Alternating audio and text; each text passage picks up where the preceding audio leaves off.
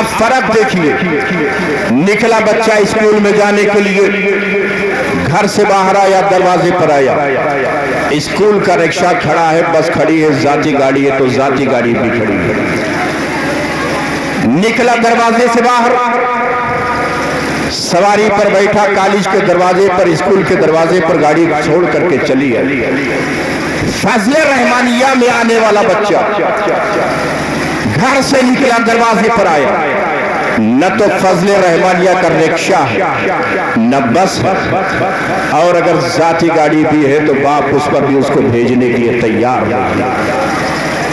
दरवाजे के बाहर कदम निकालना चाहता है, फजले रहमानिया में आने वाले बच्चे के दरवाजे पर कोई सवारी नहीं, घर से बाहर कदम निकालना चाहता है, न मदरसे का रिक्शा है, न बस है, न जाती गाड़ी है, और अगर जाती गाड़ी है तो बाप उस पर भी उसको भेजने के लिए तैयार है। इधर उसने कदम उठाया कि रहमत बारी झूम उठी, ए फरिश्तों ये बच्चा कहाँ जा रहा है? फरिश्ते अर्ज़ करते हैं, परवरदिगार तो खूब बेहतर जानता है कि ये तेरे दीन का इल्म हासिल करने के लिए जा रहा है। रब्बे करीम की रहमत आवाज देती है, फरिश्तों स्कूल में जाने वाले के बच्चे ने, स्कूल में जाने वाले बच्चे के बाप ने उसके लिए सवारी खड़ी कर रखी कि उसका कदम जमीन पर न पड़ दे पावे, और ये हमारे दीन का इल्म हासिल करने के लिए जा रहा है। बाप ने सवारी का इंतजाम नहीं किया, लेकिन फरिश्तों अगर स्कूल में जाने वाले बच्चे का कदम जमीन पे नहीं पड़ा है तो फजले रहमानिया में आने वाले बच्चे का भी कदम जमीन पे नहीं पड़ना चाहिए। नारे तकबीर, नारे रिसालत, मसलके आला हजरत, जिसने दस्तार बंदी, नारे तकबीर बेशक। जरा तवज्जो के साथ सुनिएगा मुसलमानों, फरिश्ते अर्ज करते हैं, परवरदिगार क्या किया जाए, जो तेरा हुक्म उस पर अमल किया जाए। ए मौला जन्नती बुराक ले जाए, जन्नत की कोई सवारी ले जाए। रहमत बारी कहते हैं, फरिश्तों वो तो कयामत के बाद की चीज है, कोई और इंतजाम कर लो। फरिश्ते अर्ज करते हैं, परवरदिगार जो हुक्म हो उस पर अमल किया जाए। रब्बे करीम की रहमत आवाज देती है, फरिश्तों स्कूल में जाने वाले के बच्चे के बाप ने सवारी खड़ी कर रखी कि उसका कदम जमीन पर ना पड़ने पावे, और मदरसे के बच्चे के बाप ने सवारी नहीं खड़ी की, लेकिन फरिश्तों अगर स्कूल में जाने वाले बच्चे का कदम जमीन पर नहीं पड़ा है तो फजले रहमानिया में आने वाले बच्चे का कदम भी जमीन पर नहीं पड़ना चाहिए। ए फरिश्तों तुम जल्दी से जाओ और फजले रहमानिया में आने वाले बच्चे के घर के दरवाजे से लेकर के फजले रहमानिया के दरवाजे तक तुम अपने पैरों का फर्श बिछाते चले जाओ। कॉलेज का बच्चा सवारी पे चलेगा, फजले रहमानिया का बच्चा फरिश्तों के नूरानी पैरों पे चलेगा। नारे तकबीर, नारे रिसालत, जिसने दस्तार बंदी, नारे तकबीर, नारे रिसालत बेशक। सुभान अल्लाह। जा रहा है, फरिश्तों के पैरों पर चलता हुआ आ रहा है, पढ़ करके फारिग हो गया। पहले था मेहमान रसूल और अब बन गया नाइब रसूल। अब क्या देगा अपने माँ और बाप को? आप देखिए, दुनिया कमाने वाले बच्चे ने अपने बाप के लिए बहुत कुछ कर दिया, मगर एक वक्त वो आया जो सब पर आना था। कुल्लु नफ्सिन ज़ाइक़तुल मौत का मंजर निगाहों के सामने। बाप बिस्तर मौत पर लेटा हुआ, जिंदगी के दरवाजे पर मौत दस्तक दे रही है। हयात का चिराग टिमटिमा रहा है, दिल की धड़कनें बेतरतीब हो गई, नब्ज़ उलझने लगी, चेहरे का रंग बदलने लगा, मौत के साए करीब आते हुए महसूस हुए। कूलर खोल दिया गया कि ठंडी हवा लगती रहे मरने वाले को, फ्रिज का पानी हल्कों में टपकाया जाने लगा, मगर मरने वाले की रूह पुकार रही है। वो वक्त गया जो कूलर की हवा मुझे सुकून दे रही थी, वो वक्त गया जो फ्रिज के ठंडे पानी से मुझे राहत मिला करती थी। ए लोगों, अब मुझे कूलर की हवा नहीं चाहिए, अब मुझे गुलशने कुरान की मुकद्दस हवा चाहिए, अब मुझे फ्रिज का ठंडा पानी नहीं चाहिए। पानी चाहिए। नारे तकबीर, नारे रिसालत, जश्ने दस्तार बंदी, नारे तकबीर, बेशक सुभान अल्लाह। ए लोगों, कूलर न चलाओ, पंखा न जलो, हल्कों में पानी न टपकाओ। अब मुझे मुकद्दस कुरान के चंद अल्फाज सुना दो ताकि सुकून के साथ दुनिया से रुखसत हो जाओ। रूह की इस पुकार को दुनिया महसूस कर रही है। बेटा जल्दी से उठा, जल्दी से जाओ, किसी मौलाना, किसी हाफिज, किसी कारी को बुला लाओ ताकि मरने वाले बाप को सूरह यासीन शरीफ सुना सके, अल्फाज कुरान सुना सके। लड़का दौड़ता हुआ या फजले रहमानिया की तरफ, पता चला कि छुट्टी है, सारा स्टाफ और तलबा अपने अपने घर गए हुए हैं। वो निकला तलाश में इमाम साहब के, पता चला इमाम साहब कहीं फातिहा करने के लिए गए हैं। बहुत देर के बाद इमाम साहब हाथ आए तो उनको लेकर के चला घर की तरफ, जल्दी जल्दी घर की तरफ जा रहा है। जब घर के दरवाजे की तरफ पहुंचा तो घर के अंदर से रोने पीटने की आवाज आ रही है, चीखों पुकार की आवाज आ रही है, फरियादों पुकार की आवाज आ रही है। क्या हुआ पता चला तो घूमता रहा, मरने वाला दम तोड़ दिया। कोई पूछे देखे उस मरने वाले का आलम कि जिस्म से रूह कब्ज की जा रही है, मौत का फरिश्ता सिरहाने खड़ा है, आंखें दरवाजे पर लगी है। कोई आ जाए हमें कुरान सुना दे, कोई आ जाए हमें अल्फाज कुरान सुना दे, मगर मौत के वक्त उसे कुरान सुनना नसीब नहीं हुआ। बेशक सुभान अल्लाह। सिलकती हुई रूह दुनिया से चली गई, सिसकती हुई रूह दुनिया से चली गई, तड़पती हुई रूह दुनिया से चली गई। रूह जिस्म के दरवाजे पर खड़ी होकर के इंतजार करती रही किसी कुरान सुनाने वाले बिलक करके रूह चली गई। मगर एक गरीब बाप ने अपने बेटे को फजले रहमानिया में दाखिल करके हाफिज कुरान बना दिया। उस हाफिज कुरान ने देखा कि मेरे बाप के मौत का वक्त आ गया, जल्दी से उठा, वजू किया, कुरान मुकद्दस लेकर के बाप के सिरहाने बैठ गया।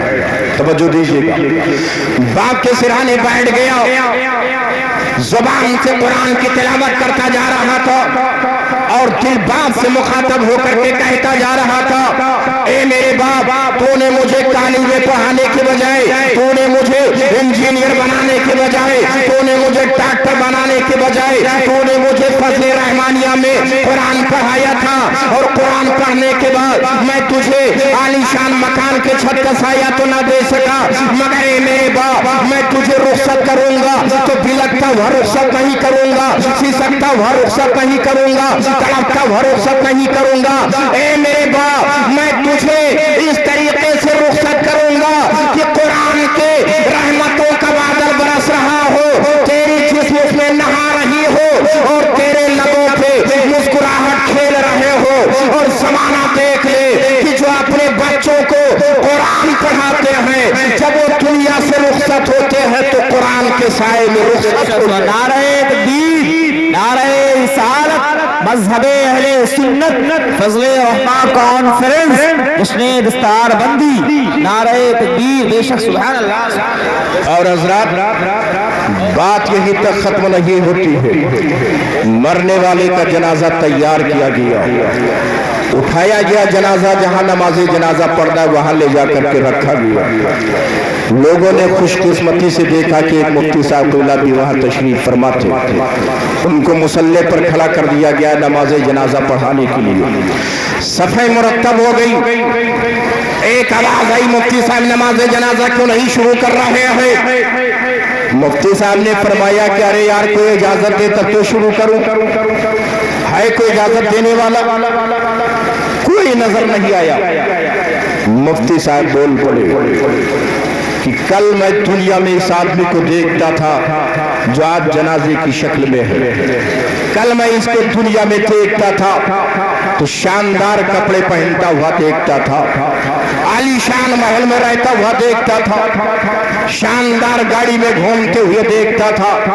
मैं तो समझता था कि ये आदमी बहुत बड़ा आदमी है, लेकिन आज पता चला कि ये तो इतना बड़ा लावारिस था कि ये मर गया, तो इसका जनाजा कोई लाए मगर कोई इजाजत देने वाला नहीं। लोगों ने कहा नहीं हुजूर, मुफ्ती साहब इसका बेटा है, बहुत बड़ा इंसान है, बहुत बड़ा अफसर है, बहुत बड़ा दौलतमंद है। हजरत ने फरमाया है तो इजाजत क्यों नहीं देता? लोगों ने कहा हुजूर उसी को हम भी ढूंढ रहे हैं। बहुत देर के बाद नजर आया तो बहुत दूर खड़ा हुआ नजर आया। लोगों ने कहा अरे यार इजाजत तो दे दो, तुम्हारे बाप का जनाजा है, शुरू कर दिया जाए। वहीं से बोल पड़ा कि हाँ शुरू कर दिया जाए।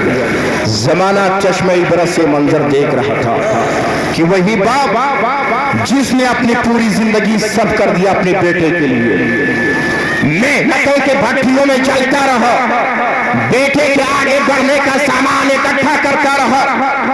आज वही मुर्दे की शक्ल में पड़ा है। लोग नमाज जनाजा पढ़ रहे हैं, बेटा दूर से खड़ा होकर के तमाशा देख रहा है। नमाज जनाजा हुई, कब्र में दफन किया, कब्रिस्तान से फरागत हुई, लोग वापस चले। मुफ्ती साहब किबला ने उस नौजवान का बाजू पकड़ लिया। ए नौजवान तो बहुत बड़ा नालायक निकला, ये तेरे बाप का मुर्दा था। लोग नमाज जनाजा पढ़ रहे थे तो दूर से खड़ा होकर के तमाशा देख रहा था। उसने कहा हुजूर मजबूरी थी, मैं नमाज जनाजा नहीं पढ़ सका। हजरत ने फरमाया क्या मजबूरी थी कि नमाज जनाजा नहीं पढ़ सका?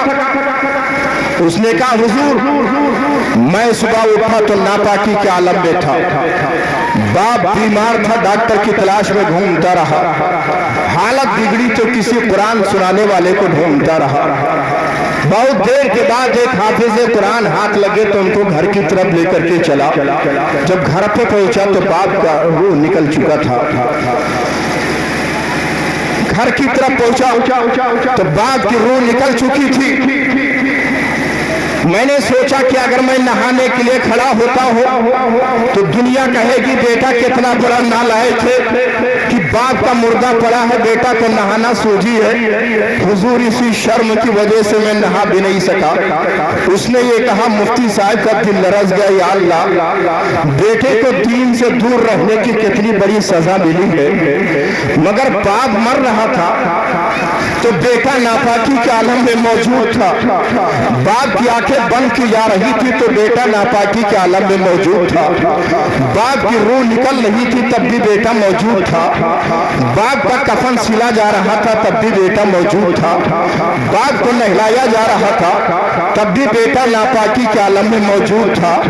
बाप को कफन पहनाया जा रहा था तब भी बेटा मौजूद था। बाप का जनाजा चला तब भी बेटे ने नापाकी आलम में बाप के जनाजे को कंधे पर लेकर के चल दिया। बाप की मैयत जमीन पर उतर रही थी तो बेटा मौजूद था। बाप की मैयत कब्र में उतर रही थी तो बेटा नापाकी के आलम में मौजूद था। बाप के कब्र पे तख्ते लग रहे थे तब भी बेटा मौजूद था। बाप की कब्र पे मिट्टी डाली जा रही थी तब भी बेटा मौजूद था। बाप के कब्र पे दुआ मांगा गया तब भी बेटे ने दिखाने के लिए हाथ उठा दिए। हर जगह नापाकी के आलम में मौजूद था। मेरे आका ने इरशाद फरमाया है कि जहां जानदार की तस्वीर होती है या नापाक आदमी होता है तो रहमत के फरिश्ते नहीं आते हैं। मौत जिंदगी में बाप ने कोई ऐसी नेकी भी किया था कि मरने के बाद रहमतों के फरिश्तों का हकदार हो जाता, मगर उस जालिम बेटे ने बाप की मैयत से लगे रह करके बाप की मैयत को रहमतों के फरिश्तों से महरूम कर दिया। रहमत के फरिश्ते नहीं आ पाए, मगर एक गरीब बाप ने अपने बेटे को फजले रहमानिया में भेज करके हाफिज कुरान बना दिया। उस हाफिज कुरान ने देखा कि मेरे बाप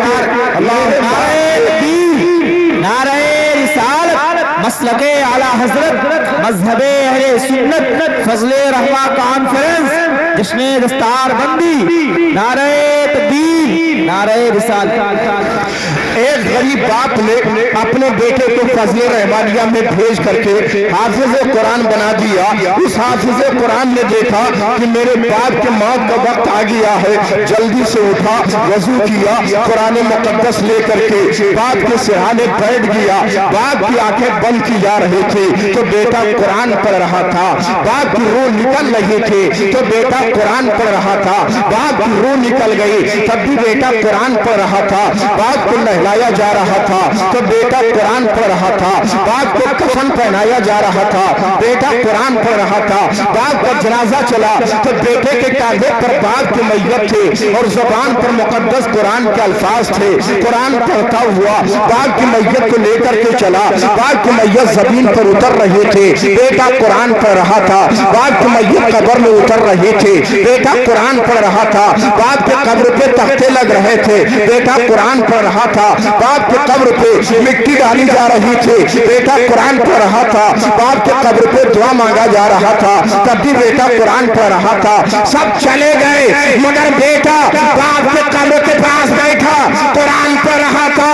मेरे आका ने फरमाया है कि जहाँ कुरान की तिलावत की जाती है रहमतों की बरसात होती है। बाप गुनहगार था, बाप सियाकार था, बाप गुनाहों में डूबा हुआ था, मगर उस वफादार बेटे ने बाप की मैयत से लगे रह करके कुरान की तिलावत करके बाप की मैयत को रहमतों की बारिश में नहलवा दिया और जमाने को बता दिया कि लोगों अगर अपने बच्चों को फजले रहमानिया में कुरान पढ़ाओगे तो तुम्हें दुनिया में चाहे कुछ मिले या ना मिले, मगर जब दुनिया से आखिरत का सफर करोगे तो रहमतों की बरसात को नहाते नारे रिसालत मसलके आला हजरत मजहबे अहले सुन्नत जिसने दस्तार बंदी मौलाना हामिद रजा साहब क़िबला नारे तकबीर नारे रिसालत। बेशक मगर हजरात सुभान अल्लाह बेशक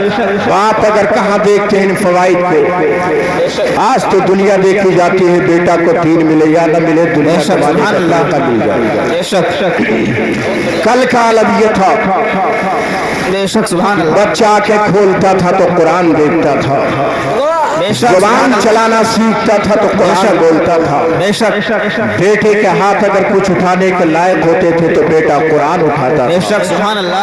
आज इस मकसद को हमने और आपने फरामोश कर दिया। नतीजा हमारे और आपके सामने है कि मरने वाला मर जाता है मगर कुरान का एक लफ्ज सुनने नहीं पाता।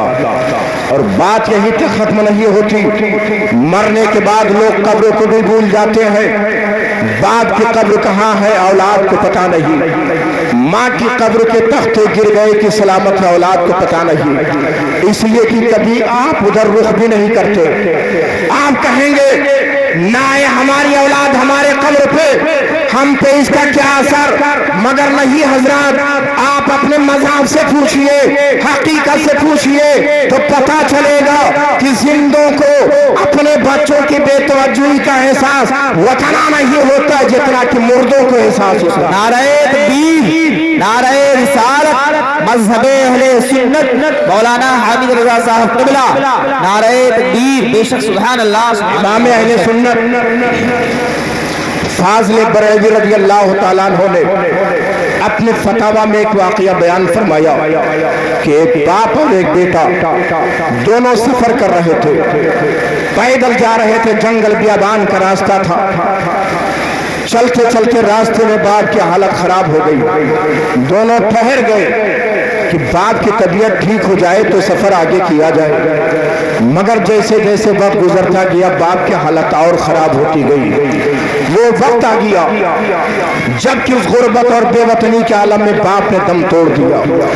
बेटे ने रास्ते से हट करके जंगल के अंदर एक दरख्त के नीचे जिस तरह भी हो सका था कब्र खोदा था और खोदने के बाद बाप को दफन किया था और बेटा अपनी मंजिल की तरफ चला गया था। एक जमाने के बाद जब वो अपना काम खत्म करके वापस लौटा, उसी रास्ते से आ रहा है, आते आते उस जगह पर पहुंचा जहां से चंद कदम दूर बाप की कब्र बनी हुई थी। बेटे के दिल ने कहा इतने जमाने के बाद